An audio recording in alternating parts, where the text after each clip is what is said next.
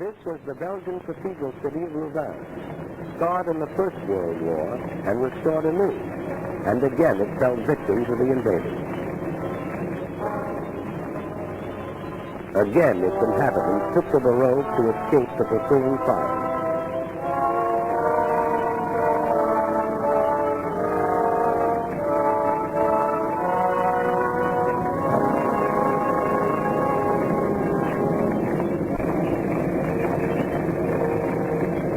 The cathedral crashed in flames. The invaders rolled on. Morning found the refugees still seeing blindly. Reputable observers said these refugees were machine gunned from the air. There is no photographic evidence of this. And this is what they fled. The massing machine moved on, and after a day's destruction, paused only to sleep.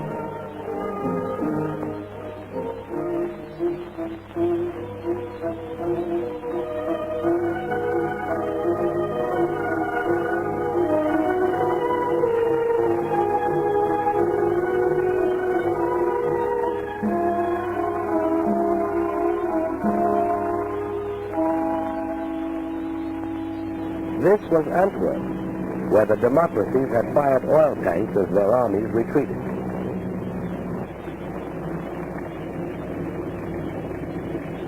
The improvised Allied defense collapsed. The British Army was driven into the Sea of Dunkirk, according to plan. Dunkirk has been called the triumph of man over the machine.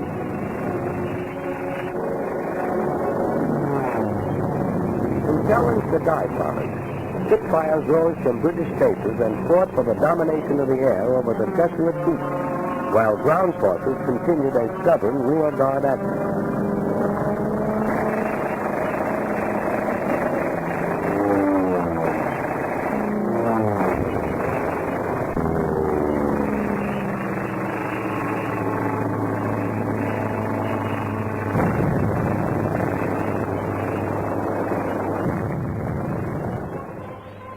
British ships, cruisers, destroyers, yachts, cattle boats, anything that could float, crossed the channel and evacuated some 350,000 British and French troops back to England. For the British were determined to save their men. Here in the wreckage was the story of the epic evacuation. Men walked into the sea and swam to their rescuers. They couldn't take their weapons, trucks, tanks, or guns.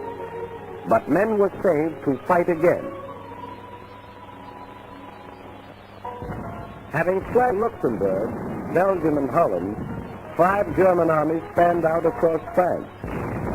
Treachery and incompetence had doomed the nation that only a decade ago had been leader of Europe. Now the campaign mounted in fury as France crumbled.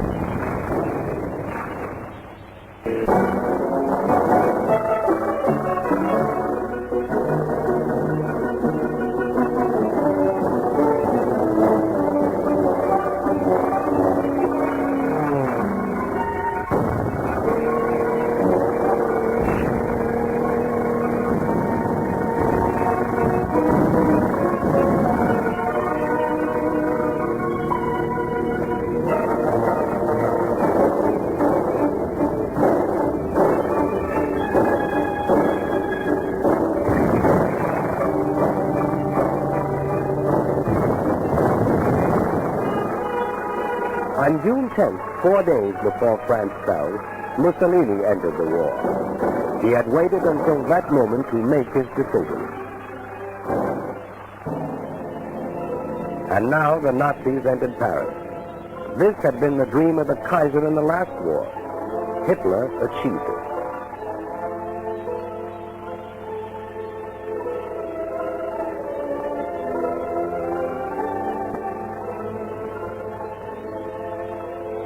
And the Maginot Line was still there. The Nazis had nearly outflanked it. Now they tried direct attack, and the Maginot Line fell.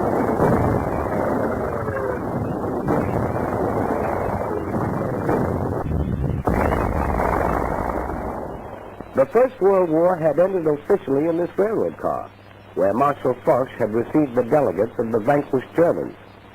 Hitler commandeered the car for what he believed was the end of the Second World War.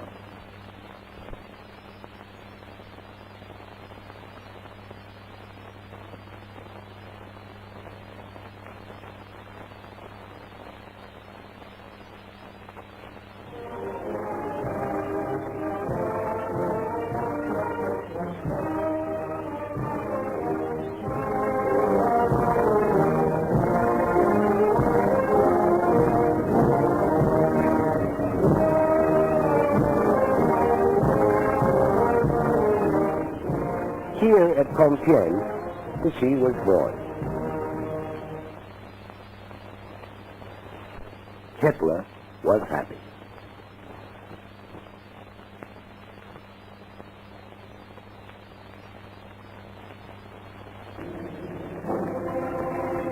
Britain alone remained as Hitler's sole barrier to a total victory.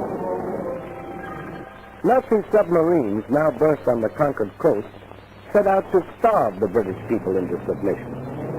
Nazi planes, now only a few minutes' flight from the English coast, set up. Britain hung on.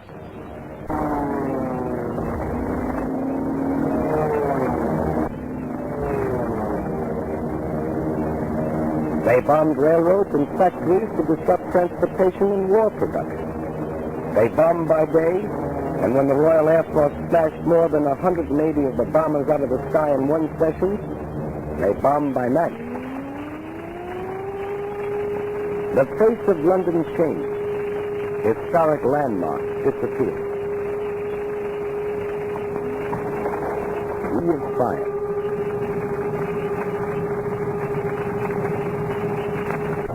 Coventry.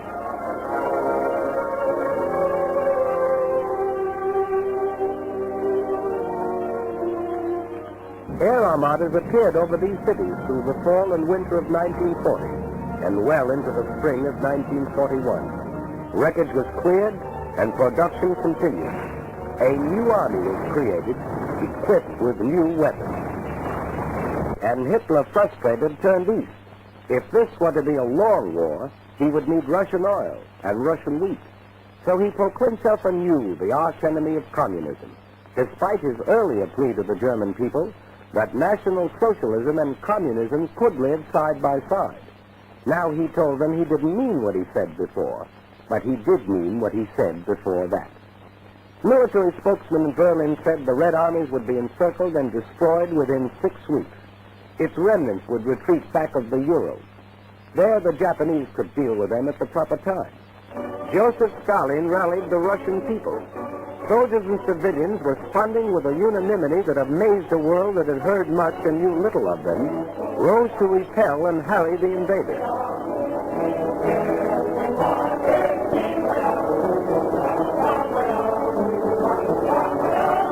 Working with whatever tools they could seize, working against time, men and women, old and young, carved these huge tank tracks.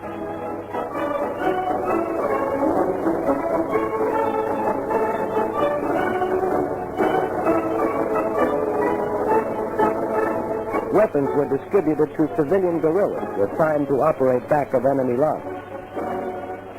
Anti-aircraft guns swung into place to batter Luftwaffe advanced units.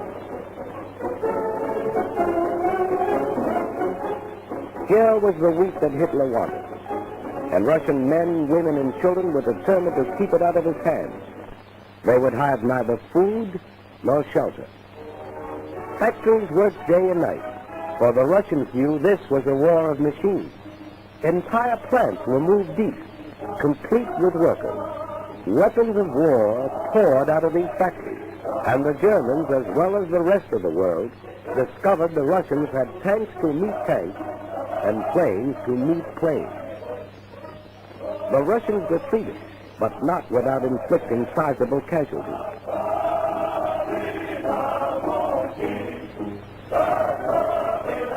German prisoners captured seemed shocked at the ruthless opposition they encountered. It had been different in France.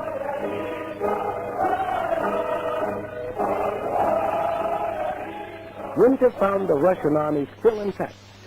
German casualties mounted until they were counted in the millions.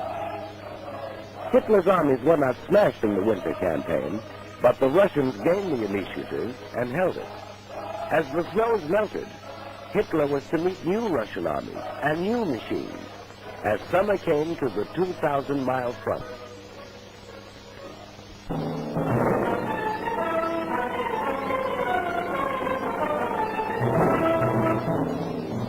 We were not sufficiently on the alert in Hawaii. The Japanese won a series of spectacular victories in the Pacific.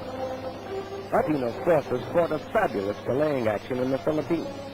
Manila was bombed, although it was declared an open city. Because of vast distances, it was impossible to send supplies or reinforcements, and Bataan fell, only when Americans and Filipinos had eaten their mules.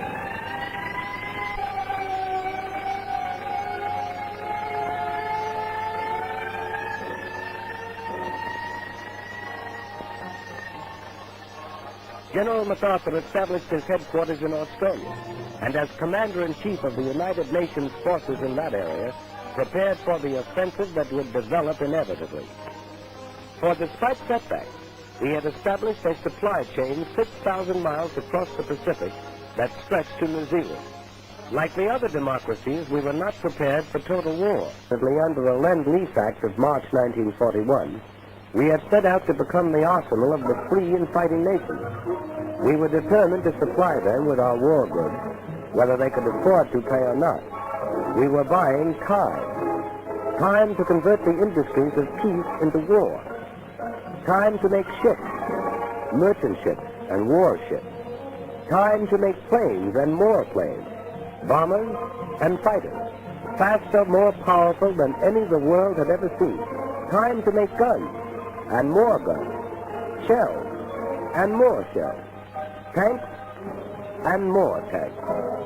Time to gather the huge strength which was ours, to pour the great riches of American earth into the cauldron of war. Iron, steel, oil, coal. Time to build a navy called upon to fight in both oceans and upon all the seas, to convoy men and weapons to Australia, to Britain, to the Middle East, to Russia. A navy that had already undertaken daring raids upon the Gilbert and Marshall Islands and braved Japanese waters, and had taken a heavy toll of the invading forces in the Macassar Straits and had won the first Coral Sea. Time to expand a miniature professional army into a modern war machine. Time to take civilians gathered in the peacetime conscription while we were still debating, to mold them into soldiers, train them in the use of new weapons, new tactics.